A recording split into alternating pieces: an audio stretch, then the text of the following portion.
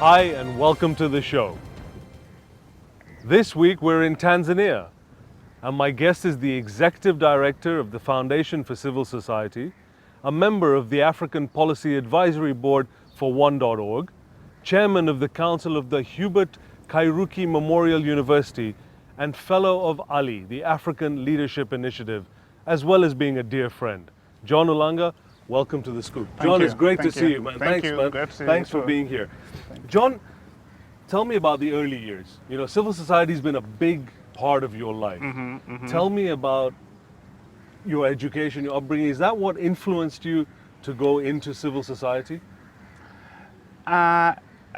I think yes. First, I was actually born in Mombasa, Kenya. Really? I didn't know that. You were born in Mombasa? I was born in Mombasa, Right. Kenya, and spent the first few years in Mombasa, then a couple of years also in Nairobi, Okay. and then we came back to Tanzania. So you're a Kenyan. So now, you know, we're gonna hold right there. Now we're supposed to be in Tanzania with I hold a Tanzania. Tanzanian You are passport. a Kenyan. No, I claim hold you as a Kenyan. I hold it.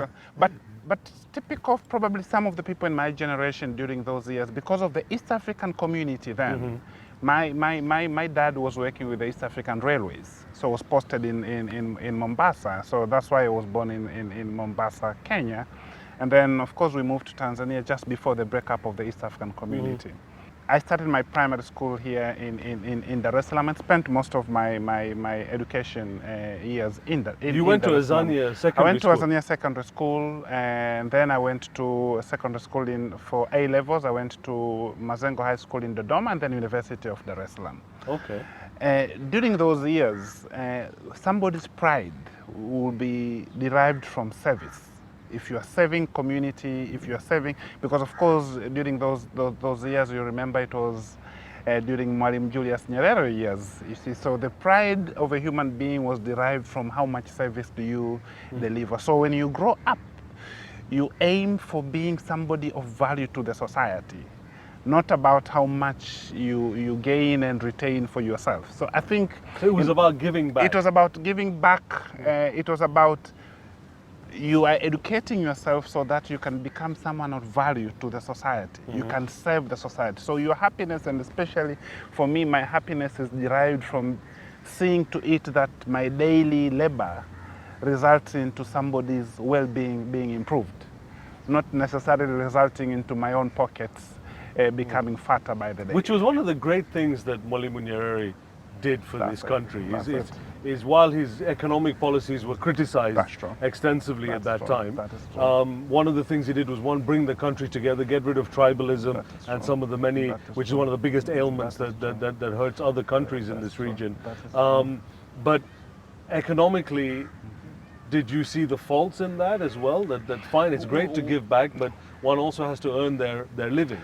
For sure, it has to be a balance. I remember in our younger days, you'll queue, and because the queuing took so long, you'll put stones for the stones to, you see, so you know this stone is my stone, So you could go and come back waiting and- for a kilo of sugar or 2 kilos of maize, etc. But these were difficulties that we were encountering, but with the realization that this is only a setback while we are pursuing the greater journey of towards a more equitable society, a more egalitarian society. But so, even though when you grow up now, I am educated, yes, I could have access to better jobs, but in the back of your mind, something informs you that a job that serves your passion first, rather than saving your pocket. You see, so ending up in the work with civil society for me was a result of thinking and say, this I think will give me the best opportunity to serve the greater community in Tanzania, and in my own little way saying I have contributed to the improvement of the quality of life of people in Tanzania. You started this Alumni That's right. association in order to get people who either went through the school or who had influence. Why did you do that? We get a lot from schools, and we tend to forget, especially when you're successful. Even when you're not successful, once you pass through a school, there's a tendency to just look forward and not look back to what the school has given you. For most of us who have gone through schools like Azania Secondary School, would not have been who we are if it's not with the efforts of the teachers and the infrastructure put up in Azania. So our aim is to say, for those of us who have gone through Azania Secondary School, who are now doing various things, in our own little way, we are successful here and there. Can we go back and say, what can we do for the school? How can we use our resources, or how can we use our influence to see to it that those that are going to the school now, or going through the school now, or those who are teaching the school now, can also benefit from the investments done 20, 25 years ago. Of course, the process is not as easy as we aim it to be, so it takes long to connect people, to challenge people, but we are still optimistic that we'll reach the target of really putting up an endowment fund for schools like Azania Secondary. Inspirations, mentors from your growing up years, who did you look up to that led you down this path? First, I should say my parents, in terms of the moral compass. You see parents that in one way or another had opportunities, had positions that they could abuse. They did not use it, and for me, they teach you that's the way of living. You see, but number two, of course, one thing that our parents were doing then, when you were growing up, they were challenging us to ensure we do our best. And if sometimes they say your best is not good enough, then aim to do the best. Better than the best. Better than the best. Number two, and for me, I think it has influenced to date, Mwalimu Nyerere, in terms of his oratory skills, his analytical ability, his ability to connect with people and have such a high position, but still be down to earth in terms of being able to serve the people, and there was no arrogance, etc. But there was one friend of my dad I will always remember. He just came once, I think, or maybe twice at our place, and asked us a question: whom do you want to be when you grow up? You know, that famous question every kid is asked. And we had our own childhood dreams of want to be a pilot, I want to be so and so. And he said, a bad soldier is the one who does not aspire to become the general. And I was like, what? He said, if you aim to do something, aspire to become the best that you can ever be. And he said, you might not be a full general, but you'll end up here. If you don't have any aspirations, then you join the army, you'll probably die a private, you see, or a corporal or something. So for me, it to date, it's something I'll still tell kids to date, that a bad soldier is the one who does not aspire to become the general. So in whatever I'm doing, I have that aspiration of becoming the general. We're going to be right back with John Ulanga and see where the general went on. Stay with me.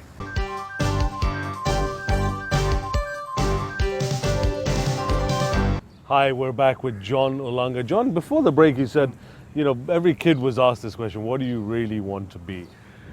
What did you really want to be? In terms of professional career, I actually wanted to be an economist. I've ended up being an accountant. What are the passions that you had to make a difference, or you have to make a difference? You want to remain in Tanzania. That's obvious from all the things that you said. This is your home. This is what you love, even though you're a Kenyan. But what drives you? What difference do you want to make? What do you want to have said about you? That's a difficult question. It's a loaded question. It's a very loaded question. You know, but I think for me, looking back, my pride, my satisfaction, and what I want to hear people say, if someone is reading my eulogy, I say, he contributed to improving the quality of life of his people. And when I'm saying is his people, could be Tanzanians, could be Africans, but in whatever that I've done, my ultimate aim is to ensure that the livelihood of the people, so I work for them, not that they should work for me. you see. And I think so far that's what I have achieved to a great extent. With the work that I do with the Foundation for Civil Society, you go all over the country. I got lucky to, of course, to get that position, but through the work of the foundation, I can say I have contributed to improving the livelihood of a widow, livelihood of an orphan, livelihood of a person living with disability, a livelihood of an old person. So that's what is my ultimate aim, improving the livelihood and the well-being and the quality of life of people. Your first job when you graduated, that's true. John, what did you do? What was your first job? Actually, my first job was before I went to university. So when I had you were a year. 17, 18 years old now? When I was, yes, probably I was 19, 19, okay. 19 going 20 or something like that. My first job, maybe 2021, my first job was with a German consulting firm. I just had finished A-levels. We have 1 year national service, and I had a gap year before going to university. So my dad connected me with a German consulting firm with the following brief, that use this young boy as an assistant to anything that you want done. So that meant if the office had to be cleaned, I was cleaning. Yeah. If they wanted somebody to go and buy snacks for the office, I would do. But that taught me one thing.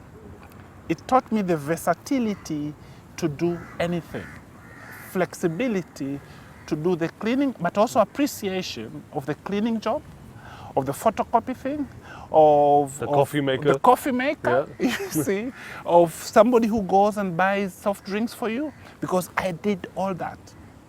But the 3 months I worked as such, I also learned computer. That's the first time I learned how to use a computer, how to use a photocopy, but in 3 months, I could now teach the colleagues, the secretary, the officers, on also computer, because I spent more time learning about computers and other things than they did, because I think they assumed they know everything.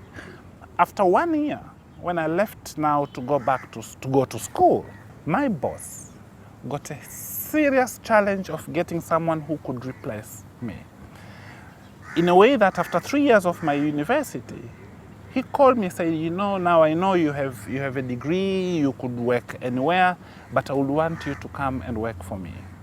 So I went back to work for him as now a manager, not a general worker. So after 3 years, he kept in touch with you? And he kept in touch with me. He actually gave me a present of my first laptop computer while I was in school.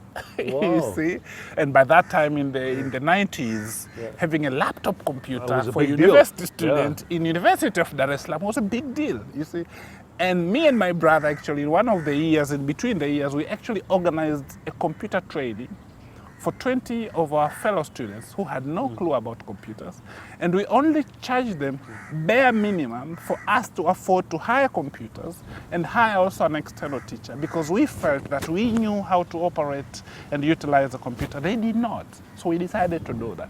So when I went back to my first job, I now became a manager, finance and administration manager. Immediately after university. Actually, I finished my university exam on a Friday. On a Monday, I started my job as a manager. But it taught me how to work hard.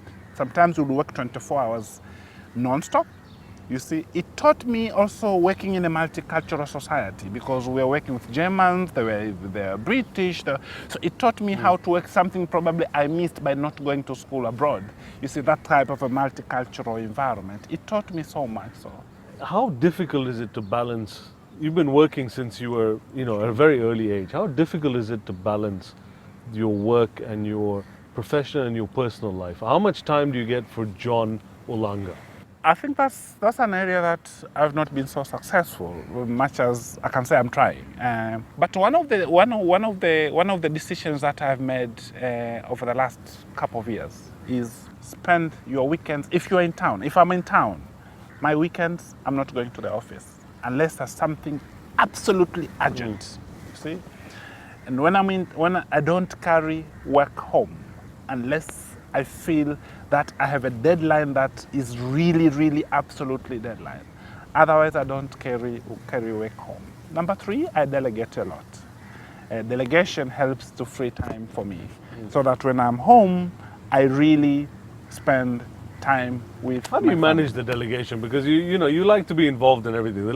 The years I've known you, you like to really be hands-on on everything. So how did you get to this delegation stage? The best way to delegate first is to build capacity of the people you are trying to delegate to. You see, so delegation without providing the necessary support before and after the delegation can end up in disaster. Yeah. So I've spent time really to make sure first I recruit the best team, and two, I support them. Three, of course, supporting also means challenging them, like always telling them you can be me. Don't think that I am somebody thrown from Mars or from the moon. So, and I've seen it working. We're going to come right back with John Ulanga, and we're going to talk about the future and the scoop. Stay with me.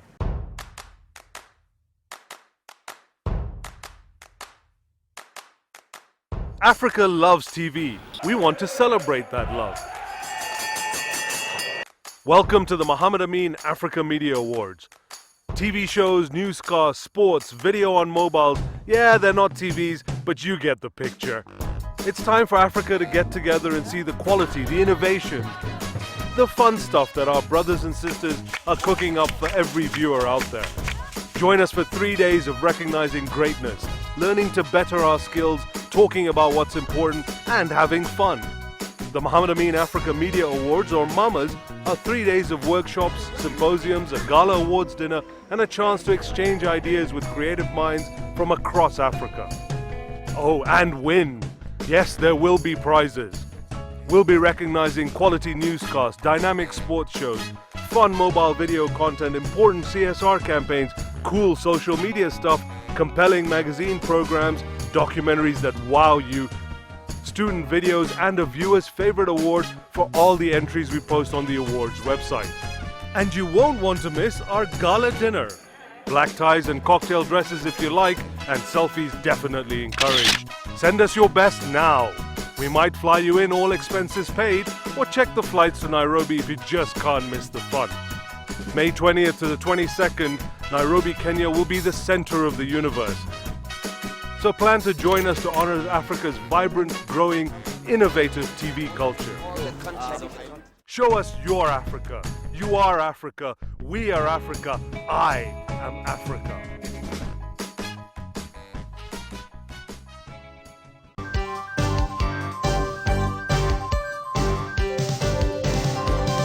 Hi, welcome back. We're here with John Ulanga.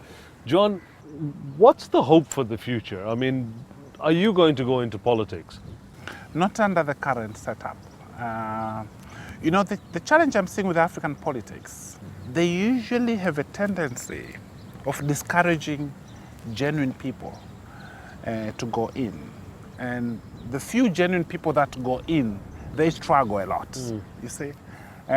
So for me personally, and because of the work with the foundation, people think I'll go into politics. I say no. And maybe one of the quick justifications I give them, I'm saying I'm too blunt for a politician. For me, black is black, white is white. And some of the politics going around, you see, people see this is the truth, but they either try to color the truth or they try to. But that's interesting what you're saying, because when I was sitting in that Ali class of ours with all these amazing fellows, the 22 fellows from all the different East African countries, I looked around that room and I thought, these are the people that should be leading Africa, these East African countries here. Yet none of them are going to go into politics. That's depressing to me. That we don't step up. You said not in the current circumstances, not in the current environment. But who's going to change that environment if we don't? I agree, and I think we are. I'll recall one of the statements by General Charles de Gaulle of France, who said, "I've come to the realization that politics is too important to be left to politicians alone." You see? And I think, I'm not sure who else. This before he took over. Before he decided, you see. And I'm not sure if it is either Plato or probably Plato said, the disadvantage of of not going into politics is you end up being ruled by lesser beings or something, something like that. At least you were paying attention in those classes. You see? But it's true. Unless and until people who are credible, people who are genuine, decide to roll up their sleeves and go into politics with genuine intentions and remain intact and not be corrupted by the system, it's going to take long for Africa to get real change.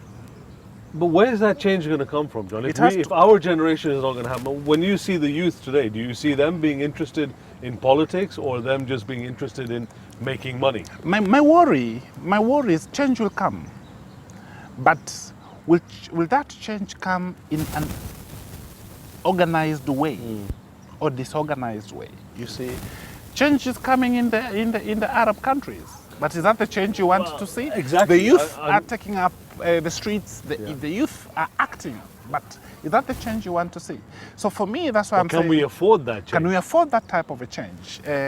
I remember just 2-3 weeks before things erupted in the north, I was talking to some young leaders here in Dar es Salaam, and I was telling them Africa needs a new generation of leaders. I actually coined it needs a second liberation. Which is the name of our Which class. is the name of our class. Yes, I think that's yeah. what informed my speech that day. And it was in the news, and some people in the various positions were not so amused, saying, are you calling for a revolution? Are you calling for a coup? And I think exactly 2 weeks, if not 3 weeks later, Tunis erupted, Egypt erupted. And I remember to have gone back to some of them and say, this is coming. We might think it is in the north, but it might come in the south. So I think the challenge people like yourselves and me have is to find a way of engaging ourselves in political activism, not necessarily probably becoming fully fledged politicians, but engaging in political activism such that we can channel the potential in the current youth generation, channel it in a way that it can lead into positive change in an organized manner. Now, what am I going to do next? That's the question. That's a big question. That's the one I want to answer. I preach to people that you have to aim to become the general, you have to have a vision of the future, but I still have options that I'm considering. One, of course, is to continue serving the country through civil society organizations. Another option is to work for private sector. I'm talking to a private sector company, but we're trying to define a role that will not really get me out of really working for private sector, but also serving the communities. Another option is to see how best can I also serve the country, if it is through the government, but I'm yet considering I'm yet to consider which option to take. But of course, in between taking up any option, I might wish to take some few months off, just to reflect, maybe do some bit of writing. You know, in leadership, one thing that is important is to have time for yourself to reflect. I usually tell people, Prophet Muhammad was traveling, taking time to reflect. Jesus spent 40 days basically reflecting. You see, if you want to be a leader, you have to have time to reflect. So I want also to take some time off, reflect, and maybe come back to you and say, this is what I want to do. John, the program's called The Scoop. I usually ask my guests to give me something about them, personal, professional, that very few, if any, people know about you. What can you share with me? One thing people do not know about me, I'm actually very scared of public speaking. Yes, I wouldn't believe that. Honestly, very scared of public speaking. And whenever, if I am to have a big event where I'm supposed to speak, my way of rehearsing, not really formal rehearsing, but the best place I rehearse for my public speeches is in the shower.